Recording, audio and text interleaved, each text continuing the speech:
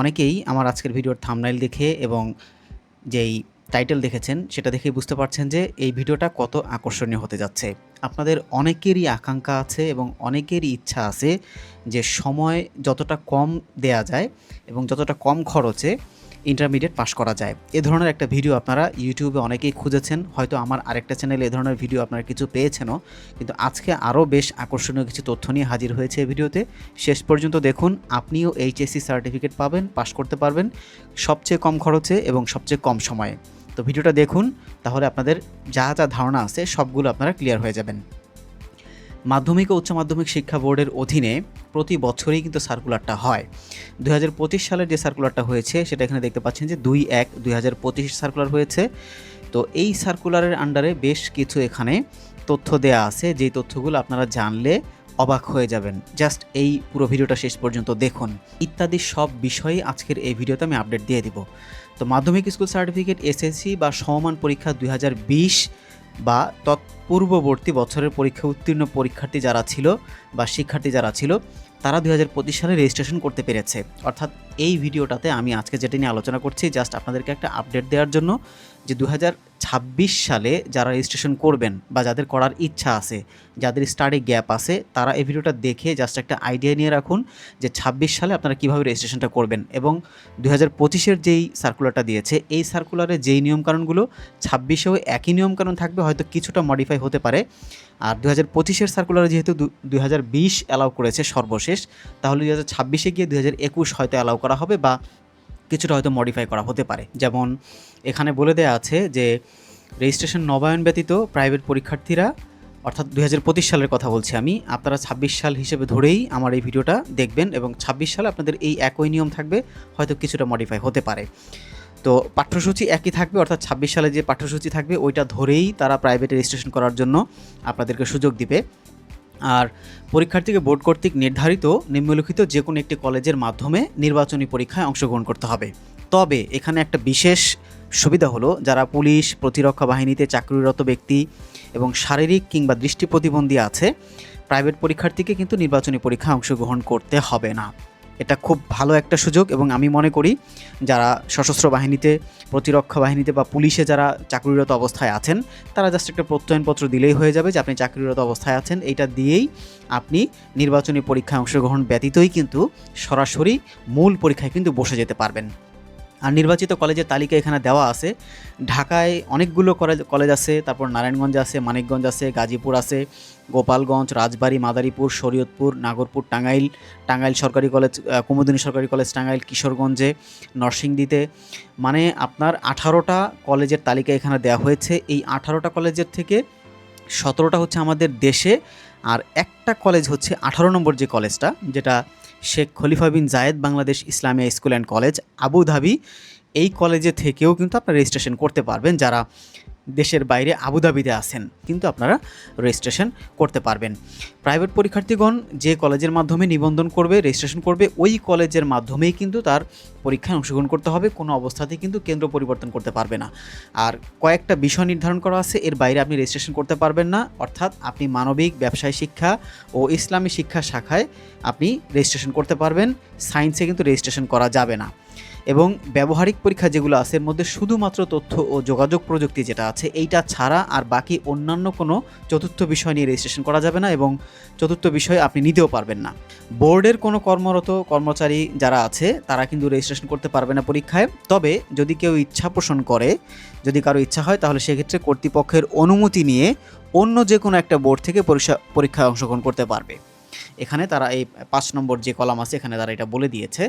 আর private পরীক্ষার্থীকে board কর্তৃক নির্ধারিত কলেজের যে অধ্যক্ষ আছে, অধ্যক্ষের নিকট আপনার একটা আবেদন করতে হবে। এই আবেদনের তারিখটা এখানে উল্লেখ করা থাকবে। পরবর্তী যে সার্কুলারটা হবে, আপনারা সেটার জন্য অপেক্ষা করুন। এবং প্রত্যেক শিক্ষার্থীর যে তালিকাভুক্তি ফি আছে, এটা মাত্র 100 টাকা দিয়ে আপনাদের অনলাইনে রেজিস্ট্রেশন করতে হয়। ESIF-এর যেই সাইটটা আছে, এটার মাধ্যমে। এটা আপনার ব্যক্তিগতভাবে আপনি নিজে করতে পারবেন না, আপনার কলেজ কর্তৃপক্ষের মাধ্যমে এটা অনলাইনে ফর্ম ফিল আপ করতে হয়। আর মূল নম্বরপত্র সংশ্লিষ্ট শিক্ষা বোর্ডের পরীক্ষা নিয়ন্ত্রক কর্তৃক সত্যায়িত করে নিতে হবে এবং নির্দিষ্ট একটা তারিখ দেওয়া থাকবে, ওই তারিখের মধ্যে এটা সংশ্লিষ্ট শাখায় জমা দিতে হবে। আরেকটা গুরুত্বপূর্ণ বিষয় হলো, যা অনেকেই ভুল করেন, আপনাদের যে নম্বরপত্র আছে এই নম্বরপত্রটা সত্যায়িত করতে হবে এবং সত্যায়িত ফটোকপি কিন্তু দাখিল করতে হবে। বিশেষ করে যে সকল পরীক্ষার্থী 1995 সালের পূর্বে এসএসসি পরীক্ষায় উত্তীর্ণ হয়েছেন আপনারা, তাদের সংশ্লিষ্ট শিক্ষা বোর্ডের বোর্ড পরীক্ষা নিয়ন্ত্রক কর্তৃক সত্যায়িত করতে হবে এবং নম্বরপত্রের যে অপর পৃষ্ঠা আছে, অপর পৃষ্ঠায় সেই কর্মকর্তার মাধ্যমে ভেরিফাইড ফাউন্ড অ্যান্ড কারেক্ট এই কথাটা লিখে নিতে হবে। এটা যদি তাদের সিল থাকে সিল দিবে, অথবা তারা হাতে লিখে দিতে পারে, যে কোনোভাবে ওইটা লেখা থাকতে হবে। এবং এটা যেই বোর্ডের থেকে আপনি পরীক্ষা দিয়েছেন ওই বোর্ডের পরীক্ষা নিয়ন্ত্রক কর্তৃক তার মাধ্যমেই কিন্তু এটা আপনার ভেরিফাইড অ্যান্ড ফাউন্ড কারেক্ট এই কথাটা লিখে নিয়ে আসতে হবে। উন্মুক্ত বিশ্ববিদ্যালয় থেকে যদি কেউ এই পরীক্ষায় অংশগ্রহণ করতে চান, তাদের ক্ষেত্রে ওই একই বিষয়, আপনার মূল নম্বরপত্রের উল্টা পাশে ভেরিফাইড ফাউন্ড অ্যান্ড কারেক্টটা লিখতে হবে। আর 99 সালের পূর্বে মাদ্রাসা শিক্ষা বোর্ড থেকে এসএসসি সমমানের পরীক্ষায় যারা তাদের মূল নম্বরপত্র শিক্ষা বোর্ডের নিয়ন্ত্রক কর্তৃক সত্যায়িত করতে হবে, এই বিষয়গুলো এখানে অনেক বিষয় এখানে দেওয়া আছে, ছোটোখাটো খুঁটিনাটি বিষয়গুলো, এগুলো আপনারা দেখে নেবেন। আরেকটি বিষয় হলো যে অনুমোদিত কোনো কলেজের অধ্যক্ষ অথবা অত্র বোর্ডের কোনো সদস্য বা কোনো সরকারি গেজেটেড অফিসারের কাছ থেকে আপনার একটা চারিত্রিক যেই সনদ আছে এই সনদপত্র নিতে হবে। এবং প্রার্থী অর্থাৎ আপনি যে প্রাইভেট পরীক্ষা রেজিস্ট্রেশন করবেন, অন্ততপক্ষে 2 বছর পর্যন্ত আপনি কোনো অনুমোদিত কলেজে শিক্ষার্থী ছিলেন না, এই বিষয়ে আপনার একটা প্রত্যয়ন লাগবে। এবং আপনি কোথাও বহিষ্কার হন নাই, আর যদি বহিষ্কার হয়েও থাকে তাহলে সেক্ষেত্রে আপনার সেই বহিষ্কারের মেয়াদটা শেষ হয়ে গেছে। এই যে শর্তগুলো এগুলো কিন্তু আপনার দেওয়া থাকবে। সো 26 সালে যে সার্কুলারটা হবে আপনারা এগুলো এই ঘ নম্বর অর্থাৎ ক খ ঘ, এখানে আমি একটু আপনাদেরকে বলে দেই, 7 ক খ ঘ ঙ চ ছ এইগুলো আপনারা খুব ভালোভাবে পড়বেন। আর বিস্তারিত জানতে আমাদের এই চ্যানেলে আপনারা নজর রাখতে পারেন, আমরা এই বিষয়ে আপডেট দেওয়ার চেষ্টা করব। আরেকটা বিষয় হলো পুলিশ ও প্রতিরক্ষা বাহিনীর যেই প্রার্থীদের বেলায় বিজ্ঞপ্তি জারির তারিখ থেকে কমপক্ষে 1 বছর যাবৎ আপনি সেখানে চাকরিরত আছেন সক্রিয়ভাবে, এই মর্মে আপনার যেই পুলিশ সুপার বা কমান্ডিং অফিসার আছে তার কাছ থেকে একটা সিল ও স্বাক্ষরিত একটা সার্টিফিকেট দিতে হবে। কারণ যেহেতু যারা পুলিশ ও প্রতিরক্ষা বাহিনীতে যারা আছে তারা এই প্রাইভেট রেজিস্ট্রেশনটা করতে পারবেন আগামী 26 সালে যদি সার্কুলার হয়, এবং সেখানে যদি এই সার্কুলারের যেই বিষয়গুলো মডিফাই করে যদি এই শর্তের মধ্যে আপনি পড়েন, সো সেই ক্ষেত্রে আপনাদের এই সার্টিফিকেটটা দাখিল করতে হবে, কারণ হচ্ছে আপনাদের কোনো নির্বাচনী পরীক্ষা অংশগ্রহণ করতে হবে না। তো এই বিষয়টা আপনারা একটু মাথায় রাখবেন। আর এখানে নির্দিষ্ট যেই আপনার যেই পরীক্ষার শাখা থেকে কত তারিখে আপনার প্রিন্ট নিতে হবে, এবং টেস্ট পরীক্ষায় নির্বাচনী পরীক্ষায় অংশগ্রহণ করতে হবে, পরীক্ষার মান কত হবে সেটা, এবং সময় 3 ঘন্টা, এই সমস্ত বিষয়গুলো মানে পরীক্ষার যে স্বাভাবিক নিয়ম আছে বা রুলস আছে ওই নিয়ম রুলসের মধ্যেই বাকি বিষয়গুলো এখানে লেখা আছে। অ্যাজ এ ক্যান্ডিডেট হিসেবে আপনি যখন পরীক্ষার হলে যাবেন, পরীক্ষা দিতে যাবেন, সেখানে যে নিয়মকানুনগুলো আপনার মানতে হয় এই বিষয়গুলো জাস্ট এখানে লেখা আছে। আপনারা জাস্ট এই 8, 9, 10, 11, 12, 13 একবার করে পড়লে আপনাদের এই বিষয়টা একদম ক্লিয়ার হয়ে যাবে। আর বোর্ডের যে সমস্ত নিয়মকানুনগুলো আছে এগুলো অবশ্যই আপনাকে মেনে চলতে হবে। কর্তৃপক্ষ যদি কোনো বিষয়ে আপনাকে সন্দেহ করে, অর্থাৎ আপনার দাখিলকৃত যে সার্টিফিকেটগুলো বা কাগজগুলো আপনি জমা দিবেন, তাহলে সেক্ষেত্রে আপনার যে কোনো সময় রেজিস্ট্রেশন বাতিল করে দিতে পারে। সো আপনারা যখন ডকুমেন্টগুলো জমা দিবেন, একদম অরিজিনাল ডকুমেন্টগুলো নিজের হাতে সব ভেরিফাই করে যাচাই বাছাই করে ফাইলটা রেডি করে আপনার নিকটস্থ উপরে যেই তালিকাগুলো আছে তালিকাগুলোর যে কোনো একটি কলেজ থেকে আপনি রেজিস্ট্রেশন করে আপনি পরীক্ষায় অংশগ্রহণ করতে পারবেন। উপরোক্ত যে শর্তগুলোর কথা উল্লেখ করা হয়েছে এই শর্তগুলো যদি আপনি মেনে অ্যাপ্লিকেশন করতে পারেন। সো আমি মনে করি যারা ঢাকা বোর্ডের আন্ডারে এইচএসসি ইন্টারমিডিয়েট কোর্স বা প্রাইভেট ইন্টারমিডিয়েট পাস করার মাধ্যমে একটা সার্টিফিকেট আপনাদের লাইফে অনেক বড় একটা অপরচুনিটি তৈরি করবে এবং অনেক ভালো একটা কাজে লাগবে আপনাদের জীবনে। পরবর্তীতে আপনাদের ডিগ্রি, মাস্টার্স, অনার্স অনেক ধরনের কোর্সই আপনারা করতে পারবেন। সবগুলো কোর্স করার জন্য আপনার পথটা খুলে যাবে।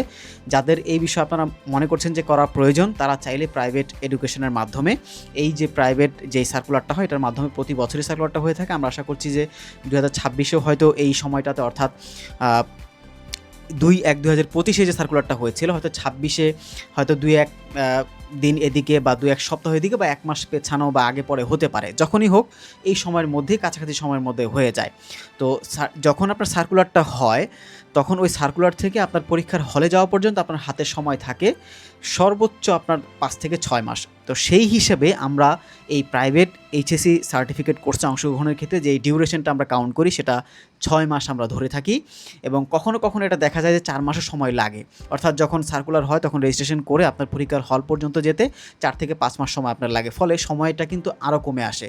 তো এত কম ডিউরেশনের মধ্যে কিন্তু আপনার একটা ভালো অপরচুনিটি আছে যে আপনার ইন্টারমিডিয়েট পাস করার খুব সহজ একটা মাধ্যম, টাকাও খরচ কম হয় এবং পরীক্ষার মাধ্যমে খুব ইজিলি আপনি পাসও করতে পারেন জাস্ট টুকটাক বাসায় বসে পড়াশোনা করার জন্য। তো এই বিষয়ে যদি আপনাদের আরও বেশ আপডেটের প্রয়োজন থাকে তাহলে আমাদের চ্যানেলটা সাবস্ক্রাইব করে রাখতে পারেন। আর যদি এই বিষয়ে আপনার কোনো প্রশ্ন থাকে কমেন্টের মাধ্যমে আমাদেরকে জানাতে পারেন, আমরা রিপ্লাই দেওয়ার চেষ্টা করব। যদি অতীব জরুরি কোনো বিষয় জানার প্রয়োজন পড়ে সেক্ষেত্রে আমাদের হোয়াটসঅ্যাপ নাম্বারে আমাদেরকে মেসেজ করতে পারেন, আমরা চেষ্টা করব আপনাদেরকে রিপ্লাই দেওয়ার জন্য। অনুগ্রহ করে কেউ কল করবেন না। ভালো থাকবেন সবাই, সুস্থ থাকবেন। আসসালামু আলাইকুম।